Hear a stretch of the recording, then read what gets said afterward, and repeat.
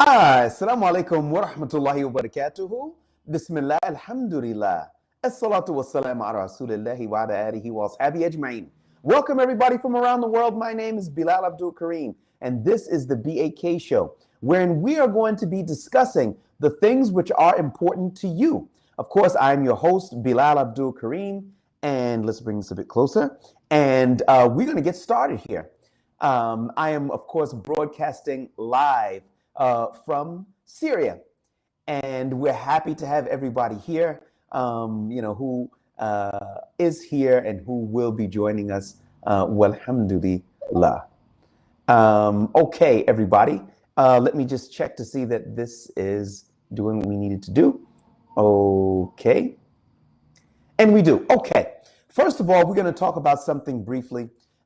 There was a video that was going around, or that is going around right now, wherein it shows the Syrian president Ahmed Shara and his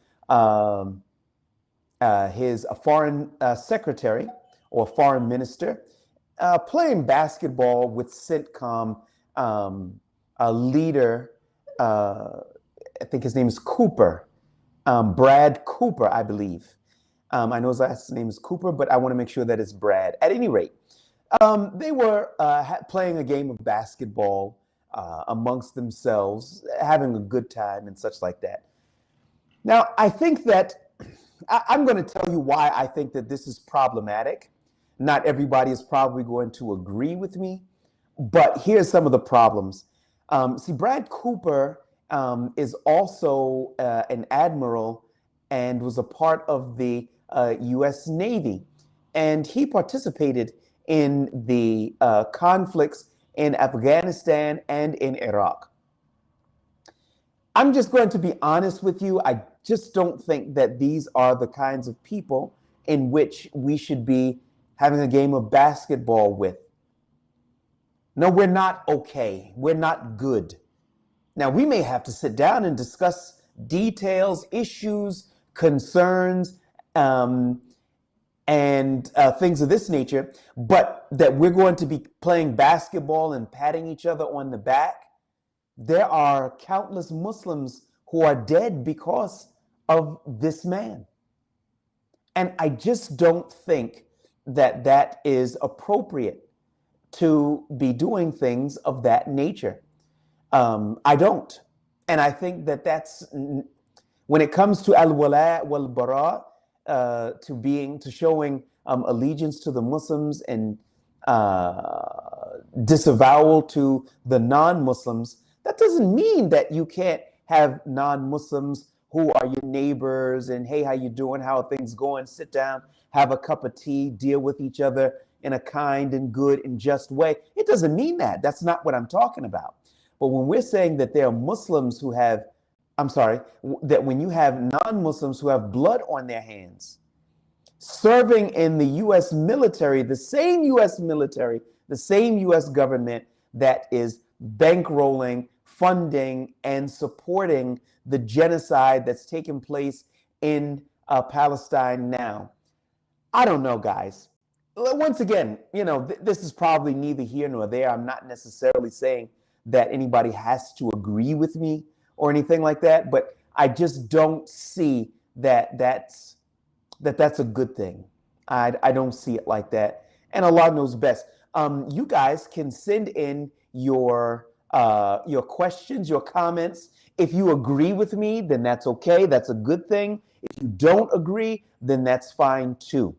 Of course, as you probably know by now, I was not in complete agreement either, and I'm stating my opinions here, with the United States opening up the Mezza Air Force Base, or they're using that base to bring their helicopters and such like that. Now, the title of this program is Israel's influence growing here in Syria? If America's influence is growing, by default, that means that Israel's influence is growing. You can't get around it. No ifs, no ands, no buts about it. Israel's influence inside of Syria absolutely positively is growing, because the U.S. military, the U.S. government, the CIA, they all share intelligence with Tel Aviv. Is anybody confused with that? Is anybody not clear on that? Absolutely, that's what they do. And they've been doing it for years, so there's nothing new or strange about that. But it seems that our politics are not reflecting that. And once again, I do not believe that having a U.S. military base to act as a buffer between Syria and Tel Aviv is necessary, because you need a buffer when you have two belligerents. There aren't two belligerents. There's only one. The Ahmed Shara administration has not been returning fire from the countless airstrikes and rockets. Even certain ministries inside the capital of Damascus have been bombed by the Israelis. And there hasn't been any retaliation as of yet. So all they actually have to do is just to contact their ally, whom they are bankrolling, whom they're funding, whom they are arming, whom they are politically covering, and tell them to cut it out. You don't need to have a base in southern Damascus in order to do that, because if we want to talk about a base, that Meza Air Base is not that big. Now, Odeid Air Base in Qatar is the biggest in the region and has thousands of U.S. troops. Did that stop the Israelis from bombing Qatar? It did not. So having the U.S. base there, that doesn't really change the dynamic. It really doesn't. And nobody can really make a credible case, in my opinion, that it's needed when the bigger base was there, Odeid, in Qatar, and that still didn't do any good. And Washington says they didn't know about it. Somehow. And Allah knows best. All right. We've got Salam Akhi Bilal. We got Abba here. Love you for the sake of Allah, when I love you for the sake of the one whom you love me for. What's your thoughts about Memdani becoming mayor of New York City? I know a lot of his views are inconsistent with Islam. I believe without Gaza, he would be mayor. I think he would have been mayor too. Now, let me try to give this to you as clearly as I possibly can. Okay. In terms of Zahran Memdani, if I would support him because he's Muslim and because he's going to advance Muslim values, I would say don't support him. And I would tell you that I don't like him. But if I support him because he seems to have a moral compass, he seems to feel something for the less fortunate, I would say that you should support him based upon that. In addition to that, I mean, look, you had Andrew Cuomo, he got caught with some girls or something like that. Or, no, he wasn't caught with some girls. Let me kind of, not make that so general. He was accused of sexual harassment and such like that and everything. But this guy, he goes back a long way. And we knew him and his father from my days when I was in New York, at any rate. The point of the matter here is that Zahran Mamdani, I believe, is a step up for New York. I think he's sincere. I think that it's going to be a tough road ahead. Why? Because he went against the Jewish lobby, the Israeli lobby. Now I'm going to call it the Israeli lobby, not the Jewish lobby. The Israeli lobby. And he did something extremely dangerous. He showed politicians around the country that you can have a moral compass, know that Gaza is wrong, get up there and say that and still get elected. I'm trying to say, like AIPAC and the Israeli lobby wanted was for him to crash and burn and abysmally fail so that nobody would try to go against the Israeli lobby again. Now, next year, there are elections for the Senate and also for the Congress. That's going to be huge because Mamdani's victory signals to others that no, you don't have to automatically support Israel. If you support them because you think that they're doing the right thing, then that's one thing. But most of those politicians are not supporting Israel because they genuinely believe that they have the moral high ground. You would have to be crazy to think that slaughtering all of those people and starving them was the right thing to do and the necessary thing to do. No, I don't believe that. And so, in summary, Zahran Mamdani, he seems to think that the LGBTQ thing is okay, fine, fine. Islam doesn't say it's okay, it's not, fine, fine. And so I think that he needs dawah and education, Islamic education on some fronts and all. But as a person, I like him very much. And I don't honestly see that he's going to try to put forward some Sharia law or something like that in New York City. I don't think that that's what he sees as realistic. I don't even know if that's something that he would want to do, even if it was. So, but supporting the poor, supporting the weakened people in Gaza. I mean, when you look at Mamdani and you look at the things that he supports, what's not to like? All right, let's look here.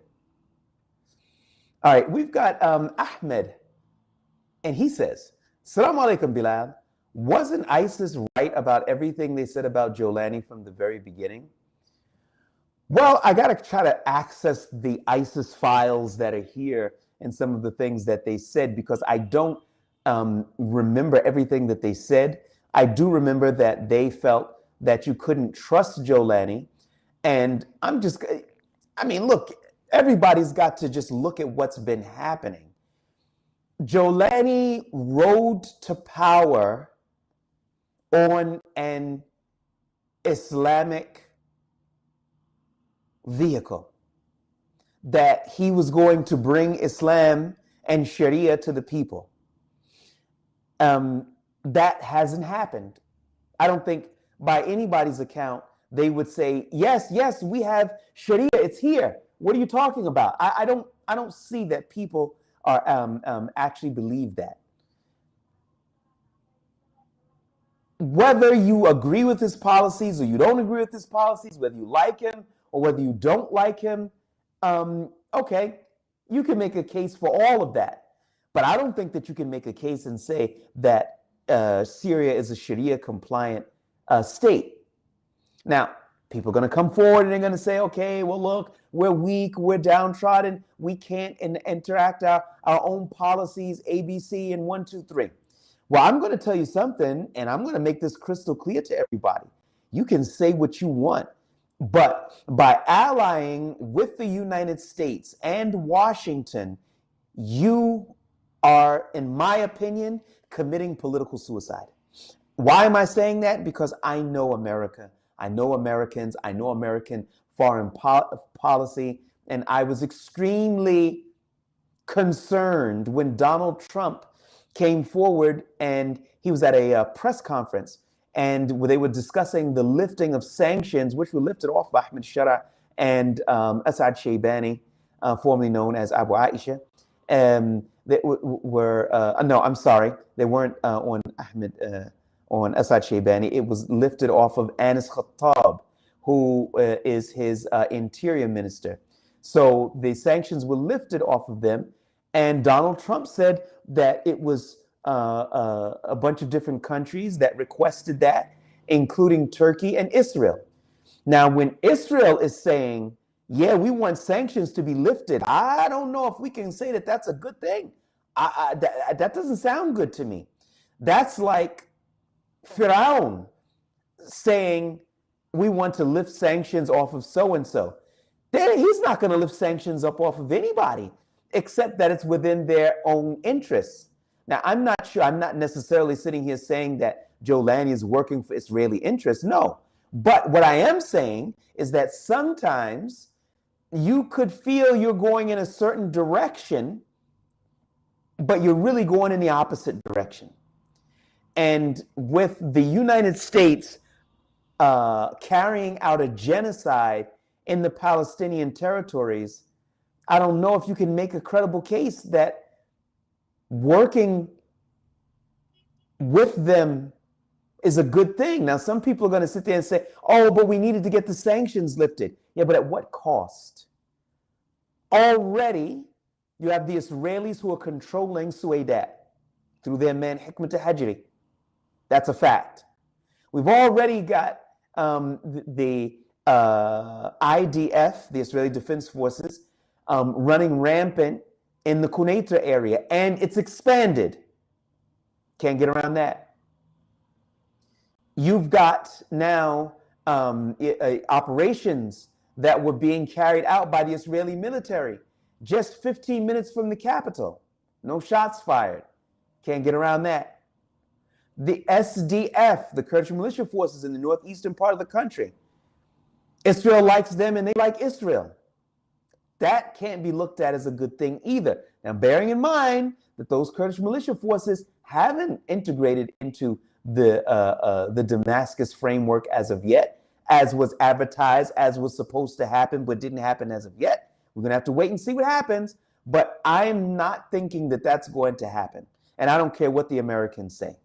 I think that the Israelis need to keep Syria divided and weak, and it's so much easier for them to simply bankroll the Kurdish militia force operation just enough to keep Damascus at bay, and so that they could turn that key anytime they feel that they need it.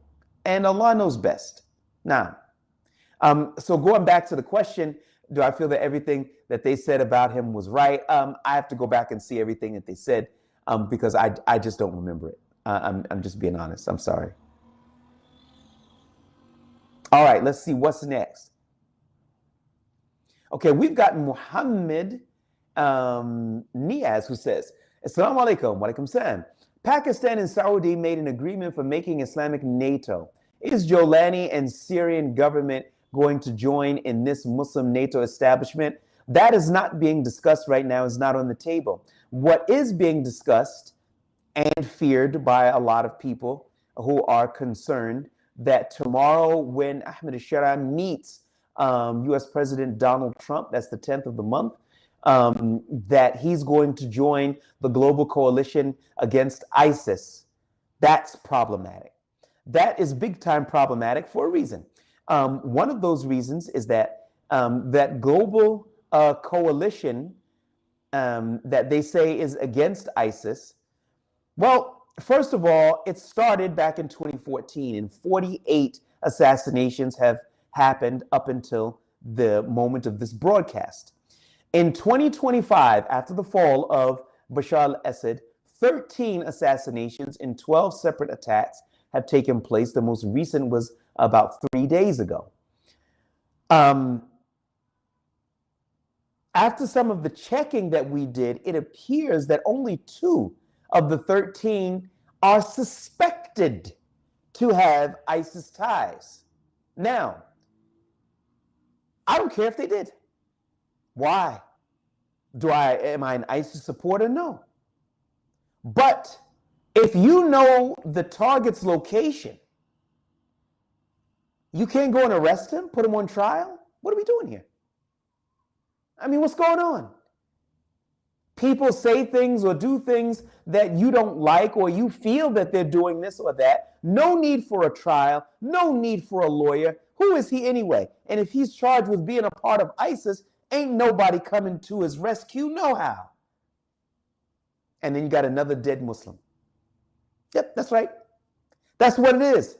I thought that this revolution was about justice. Okay, if you're charging this person with being a part of a prescribed group, put him on trial. I know of one young man, and he was arrested in the Northern Territories about 3 years ago. He was arrested because he's a Turkish national. He was arrested and he was taken to Turkey for trial. Everybody knew they wouldn't have gone through all of this to arrest him. Turkey's going to arrest him in Syria, take him to Syria for a trial. No, what did he do? And everybody thought that there was something going on. He was put on trial, and he was found, the charges of being a part of a proscribed group, and was found not guilty. Walked away free. Nothing next to his name. Went right back home. Now, why is this significant? What if the Turks would have just said, just bomb him, kill him? Maybe he's in the car with his wife and his kids. Don't make a difference. Maybe he's this or he's that. Just take him out.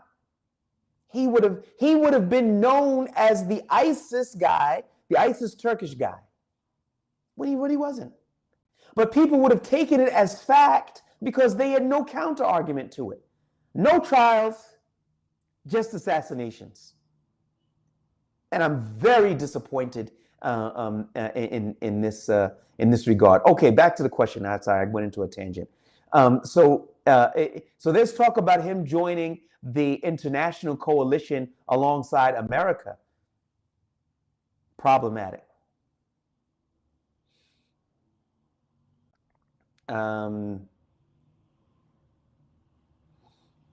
Hassan says, Assalamu alaikum, brother. Wa alaikum salam wa barakatuh. Is it true Hamas is laying down arms? Will they surrender to Trump's peace force plan? Also, it is sad to see Ahmed Shara slowly becoming another Arab puppet of USA. The first part of the question is Hamas laying down its arms? Hamas has said that the arms are the property of the Palestinian people, and that's not a decision that they can make alone. This is the first thing. The second thing is that they did say that they would possibly agree to do away with weapons that can reach into Greater Israel. However, they would keep their weapons that they would use inside of their territory. And I'm not sure. I don't think that they got a response back from that as of yet, because Tel Aviv is not interested in that. They want the whole thing. The point is that to answer that question in the short term, I would say, no, this is not the case. This is not the case. They're not going to they're not going to lay down their arms. That wouldn't make an ounce of sense, to be honest with you. And Allah knows best. Okay, it says here, it's sad to see Ahmed Shara slowly becoming another Arab puppet of USA. I'm going to abstain from any comment on that until after the meeting with Trump tomorrow, and then we'll talk about it. Okay, we've got Peace Now here who says, may Allah accept your works and make it a means of acceptance and guidance for the Ummah. Ameen, ameen. I really appreciate that. Okay. Okay, there is talk going around Islamic NATO, even Malaysia, Turkey, Azerbaijan, and another Muslim entity is joining. What is your advice, bro, about this? I don't think it's real. I think it's fake. Fake. And I'll tell you why.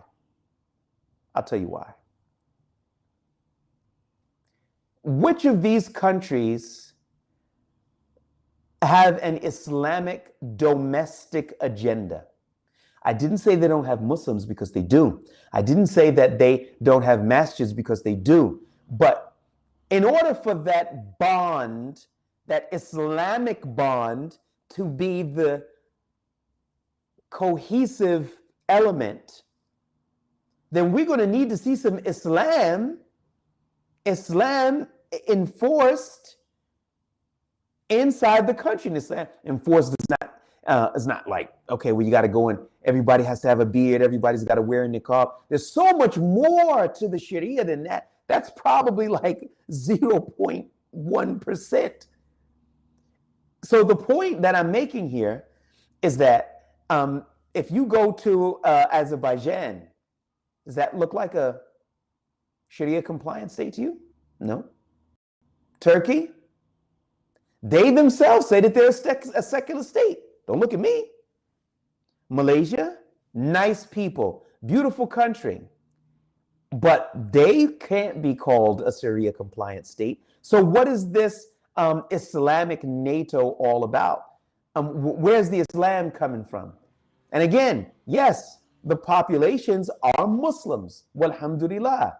But to say that that which is going to bind us is Islam when we're not seeing the Islam inside of their respective countries, I would say that it's extremely suspect. Don't hold your breath on that.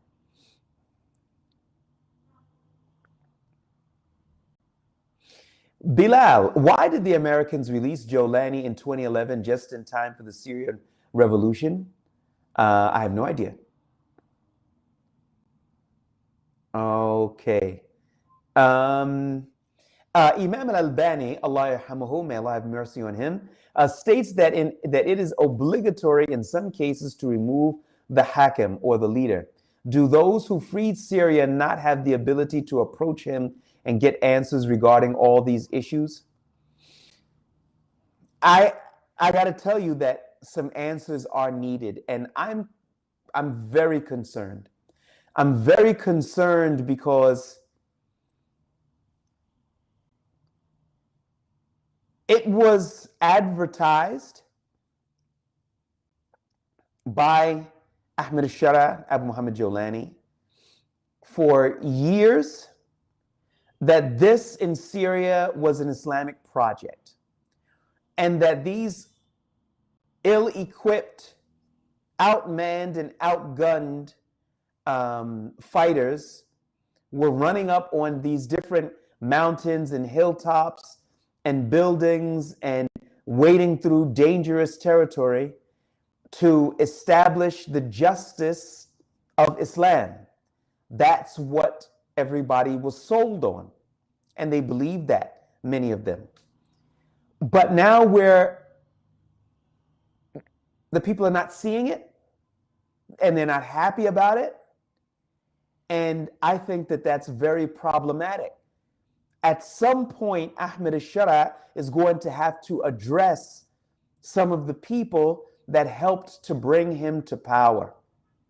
And he's going to have to say something to them.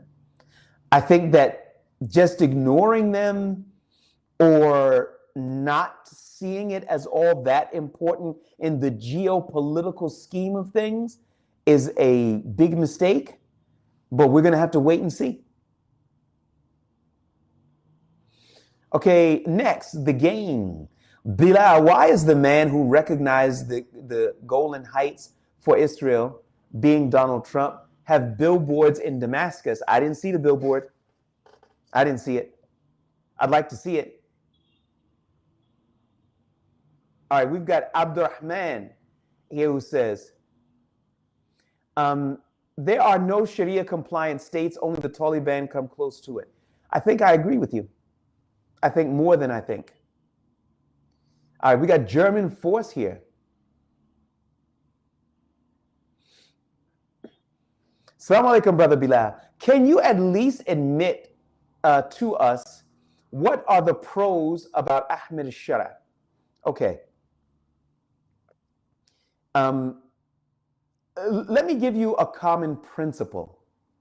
One of the principles is that when somebody's good outweighs their bad, then we focus on that good and we don't highlight the bad. When it's the other way around, then the principle changes. Now we've got to talk business for a second. Talk straight business for a second. 13 years of bloodletting, advertising it as a jihad for the sake of Islam and to bring Islam to Syria. And then once they come to power, Islam seems to be sidelined. Now we're doing operations with the Americans who are carrying out a genocide, with the same Americans who've killed and continue to kill many Muslims. And you want to talk about the good? You want to, what do you want to talk about? You want to talk about what? Building some malls? Is that what you want to talk about? You want to talk about paving some roads? I don't want to talk about that because I see that as extremely small. If you go to some of the mothers of those sons, may Allah have mercy on them, who fought in the war, I don't know how happy they would necessarily be. They thought their sons were fighting. Some of those mothers, many of them during those times, encouraged their sons to go to fight for Islam. And right now, we're not seeing that. So what do you want us to talk about? Help me to understand what you think is more important and worthy to discuss than that. And Allah knows best.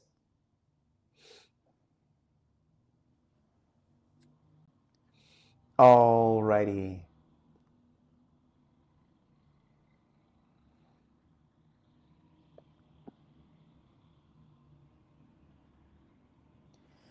The game says, will Jolani ask Trump to reverse his recognition of the Golan Heights and withdraw their troops and end the occupation of Syria? I don't think so. I think that he's going there to discuss the Kurdish militia forces, the SDF, and their situation, why the integration and such like that has stalled, and other things. So I think that there are a lot of things to discuss, but I don't think that that's going to be one of the things on it. So you got to keep one thing in mind. There's a principle also at play here, and that is they'll never give you at the bargaining table what you can't take on a battlefield. So if you can't threaten to take something on the battlefield, you're not getting it at the bargaining table. I mean, Syria, after just coming through the Assad era, it's not realistic that they are going to be able to take it by force. And Allah knows best.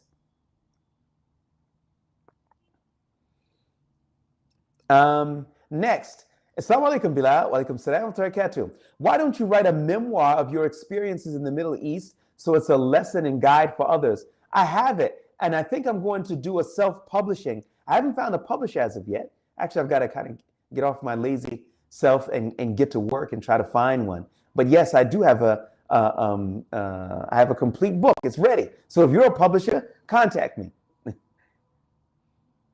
Okay, next we've got here in Jolani's early days, did he do anything to prove that he was a Muslim leader, fighting against the enemies of Islam? I thought he did do a few good things, but I'd like to know more about that. In the early days and past the early days, and all, and even up until the fall of Assad, he was in opposition to Assad. There's no ifs, no ands, or buts about that.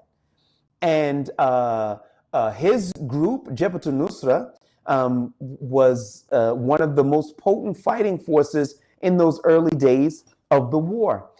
They fought with their aqidah, or their belief, and that was a huge benefit to the Syrian people, because when you find someone that fights with their belief system, you've got yourself a serious fighter. So yeah, there were a lot of pluses that were there at that time. But, well, we talked about it already. All righty. We're going to take one last one.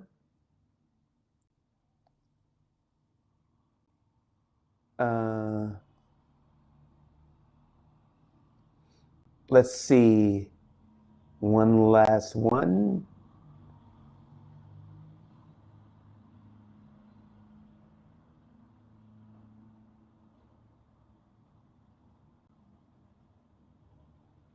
Okay, we've got one here who says, please talk about the obscure assassinations of legendary Syrian revolutionaries one by one. With such obscurity, any of 10 to 15 entities in Syria can be blamed. Okay, I'm not 100% clear on the question. Are you talking about those who died through drone strikes, or are you talking about other assassinations? Yeah, I'm not 100% clear on the question. Okay, last question. Bilal, Syria is on a list of 7 countries America wanted to deal with. So the rebels just did the will of America, hence why they are so close now. Now, brother, yeah, let me break this down for you. There's no way in the world that you're going to dismiss the suffering of 26 million people under Bashar al-Assad and just say, that was just all about America. No, it wasn't. Do you hear Syrian people crying that Bashar al-Assad is gone? The ones who like Jolani and those who don't like him. Is anybody saying, oh, if only Bashar al-Assad was back? I don't hear anybody saying that. He was the worst of tyrants, a torturer, a murderer. He would starve his prisoners and do all kinds of countless atrocities. He brought nothing but pain and suffering and misery to the Syrian people. That's real. That's real. A lot of people may not like that, but that's real. Okay. After having said that, yes, did America want to take down Bashar al-Assad? Yeah, they did. And so did the Syrian people too. Don't fall into the trap of assuming that just because America wanted something that nobody else wanted it except for America. Other people wanted it too. They did. Maybe they're not comfortable with being in America's lap or being in America's embrace or the direction it might be going in. They may not be happy about that, but that doesn't necessarily mean that, well, look, we got rid of Bashar al-Assad and it was all for America. And if it wasn't for America, then we would like to have Assad back. That's not true, man. It's not true. It's not. It's totally divorced from reality. And Allah knows best. Okay. All right, we're going to wrap this thing up. Guys, before you go, could you please take a look at our crowdfunding page? I would be so happy if you could do that. It's on Madinah.com/voices of truth. That's MADINAH.com/voices of truth. I am your host, Bilal Abdul Kareem. Jazakum Allah khair. Assalamu alaikum wa rahmatullahi